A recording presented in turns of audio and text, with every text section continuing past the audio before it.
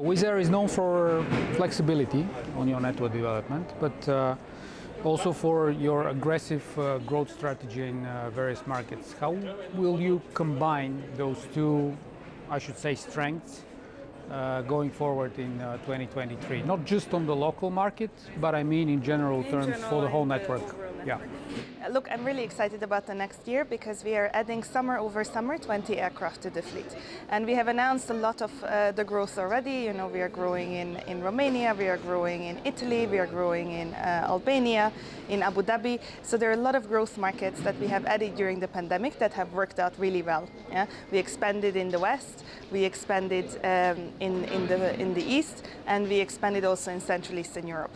We are trying to solidify and densify the network. I think this will be the key objective next year. If you look at the fleet, we are basically adding only A321neos, which means that these will be the most competitive, most efficient aircraft that we have. And we will be able to compete with anyone in our network. So if you then fast forward, you know, not just to 2023, but fast forward to the next decade, to 2030, we will be having 500 aircraft. Those 500 aircraft, I would imagine 50% of those will be in Central Eastern Europe, 25% in Western Europe, and 25% in what we call Go East markets, so the Middle East, the Caucasus region, and you know, that's what we are building on. So you see the first steps taken towards this outcome in 2030 already next year with the expansion plans. So the focus market will still remain in Eastern Europe. And on that note, how many of those aircraft in the fleet do you envisage to be LRs, in particular in the East? So I would say, as we are following exactly this guideline, so roughly half of the aircraft are going to Central Eastern Europe. We haven't announced all of the growth yet, so there's a little bit more to come early next year. But I would say half of them go to Central Eastern Europe and half go to East and West. Yeah. What will be your major growth markets going forward in 2023 in terms of new routes and route development? Yes. So look, we doubled down on Italy, so you will be seeing a lot of connections from Italy to the Middle East, for example, that we are adding some exciting destinations as well, such as Azerbaijan or Saudi Arabia. Those, you know, we will be building on. We announced very recently 23 new routes to Saudi Arabia. This is a new market for us that I am personally very excited about, and I would really encourage anyone to visit because it's completely different to what you imagine the country to be. They are opening up, they are attracting more tourists. It's a fantastic destination, so I think this will be one of the key pillars. And other than that, I am trying to densify back the network. During COVID, we expanded a lot and thinned out the network, and now we are trying to build it up, you know, with more frequencies, and this is also what you see in Bulgaria, for example. So Bulgaria and Romania are obviously one of the markets where you act almost as the national carrier because you have Correct. The largest market share. Correct. But at the same time, on your home turf in Hungary, you're facing a fierce competition from Ryanair, which are about to take over or have taken over already. So Romania is with 32 aircraft, I think. Yes, that's right. At the moment, and in Bulgaria you have 10. Yes. So the potential for this market, does it show up only in major populated areas as Romania is? Or it can be applied also to Bulgaria with much less of a population, like 3 times less than Romania has? I think it can be applied. In a way, this is all about stimulation, right, and traffic flows. So we can stimulate the market by low fares, and that doesn't really matter how big the population is in that sense, right? Because we are trying to get people out of buses and cars and into the franchise of flying. That works in small populations and in larger populations, obviously to different extents, right? Yeah. So this is why we have 7 aircraft in Sofia, and we have going to 17 in Bucharest, for example. So in that sense it matters, but the principle is the same. The principle we're using is the same, and it also is the same in Hungary. You know, in Hungary, I think obviously we are facing competition, but we have the better aircraft. This is the way we compete in the end. Yeah? We have an aircraft with more seats, better emissions, lower fuel burn, lower cost in the end. So that's basically where we come from. And that's the most important part for the passenger. as well as the responsibility that the airline has towards their journey. And I'm asking this because we've seen major disruption during the summer season, major disruption that is ongoing at the moment for the holiday season on many European airports and markets as well. So do you feel like a larger responsibility in that sense on the markets such as Bulgaria and Romania, where you have the largest market share, and how you handle that? I would say we feel the responsibility everywhere in the end, because passengers are going from A to B, so in a point-to-point network, so we are feeling it regardless of the market size. And I also want to say officially sorry for how the summer has gone. I think this is really not what I would imagine or what we would imagine a passenger journey should be like. I think what we need to understand is, if you look at what happened, basically we came out of COVID and the demand was immediately there. So there was a lot of pent-up demand, and as soon as restrictions were lifted, people wanted to go and travel. And the supply chain was just simply not ready for this. So we actually realized very early on that people will be wanting to travel. So we started hiring in a big way. So we hired more than 2,000 people in the course of 9 months to be able to cope with that demand. But not all of the supply chain did that. You know, ground handlers suffered, airports suffered, and most importantly, actually, air traffic control suffered. And I would say that for this winter season and also for the upcoming summer season, ground handling will be in better shape, airports will be in much better shape. Air traffic control will not be in a good shape still, because we're simply missing people. Yeah? It takes about 2 to 3 years to train an air traffic controller, and we were already talking about this in 2019. So really, the EU and governments have to step up to supply enough people to air traffic control, because otherwise delays will be inevitable.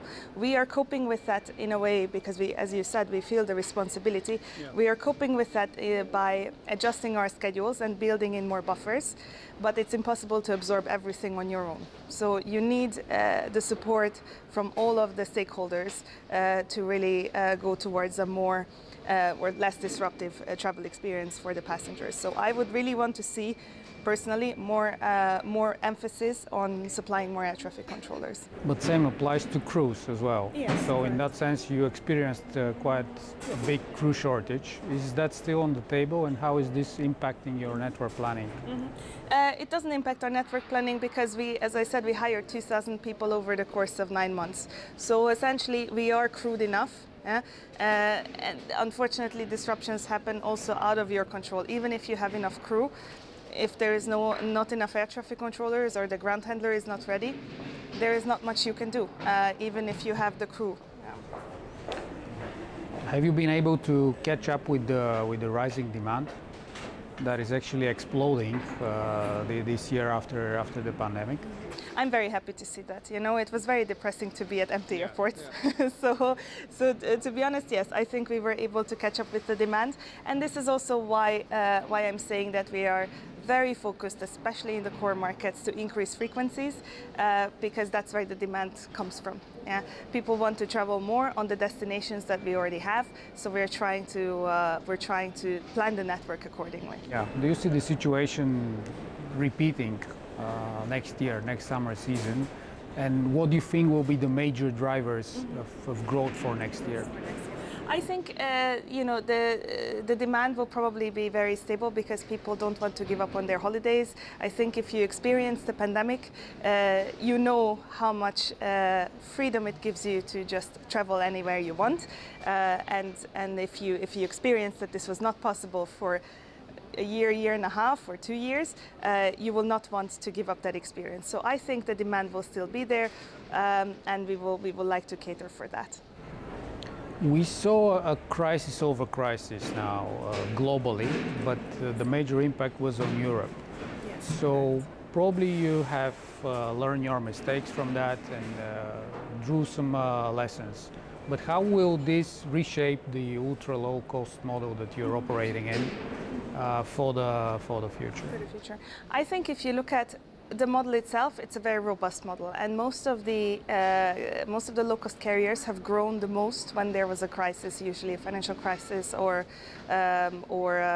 recession out there.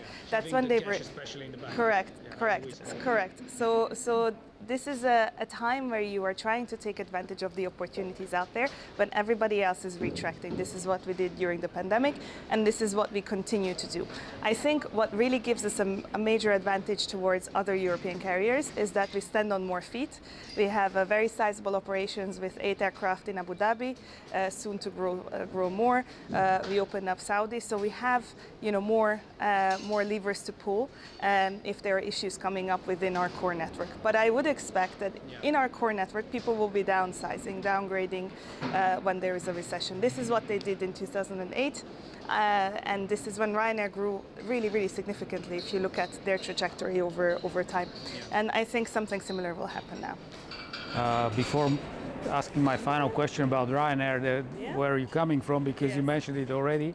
Just one more question that I'm always asking and grilling actually all of your colleagues at WizzAir, and it's about the transatlantic operations.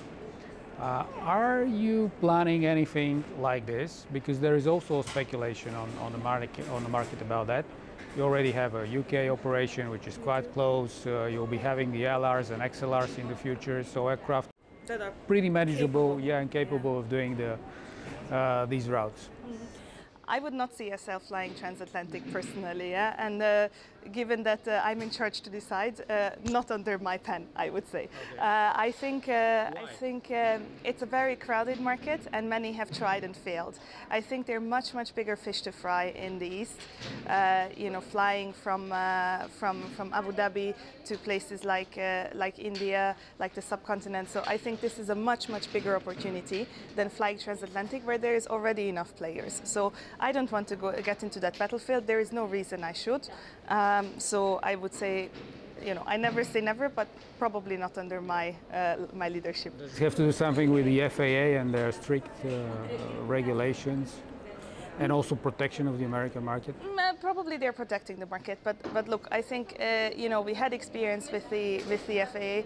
I think they don't have a problem specifically with WizzAir. It's more how they align between themselves, between EASA, who are overseeing us, and the CAA of Hungary versus the FAA. But overall, I would say this is not a major driver. All of the markets are, to an extent, that are not within open skies, obviously protectionist. Yeah? So you have to deal with it whether you go west or you go east. Yeah? I think it's more about the traffic potential and how much a market is already served and what the demand is. And Europe to the US is a very well-developed market. Yeah? The Middle East, exactly, yes, not for low cost, but there is no reason to get into it. Yeah? I don't see it. I think there is an underserved. Thinks otherwise. Yes, well, good luck to them, but if you look at the Middle East to Asia, that's a much bigger market that is actually underserved. So there is a lot more potential there that I would like to capitalize on first. And as I promised, last question, it's about your personal motivation, moving from Ryanair to Wizz. How different are these two airlines, and how similar actually? I would say in the mindset in the low-cost mindset, they're really similar. Yeah. So it was not a cultural shock for me to change. It was actually very similar in how people thought about route development, how they thought about cost. I think the big driver or pulling effect for me was that I can see an airline developing from 100 aircraft to 500. I think this is a majorly exciting challenge that I would like to experience. Yeah? So if you look at when I was in Ryanair, when I joined, they had 400 aircraft. By the time I left, they had 475 roughly. It's interesting, but it's not the same sort of development path that you go through as I do with Wizz. So this is one lever why I decided to try and develop there. The other one is the aircraft. So I think I realized that the Airbus A321neo is an unparalleled aircraft for short and medium haul traffic. In terms of the fuel efficiency, in terms of the seats, it's a superior asset that we have. And we have a lot of them on order. So really, I think this is the way we will compete most, is via the aircraft and basically strategically using that asset in our markets. And I think this is what made me consider that it's a different ball game. Yeah. What about the culture in those two airlines? I would say similar, very direct, straightforward. You know, I think very focused on cost. Yeah. So in that sense, very similar. So what would be your personal message to Michael Olieri in his personal, own words? In his own words, my personal message to him? Well, he should brace himself for the competition with an A321neo. Yeah.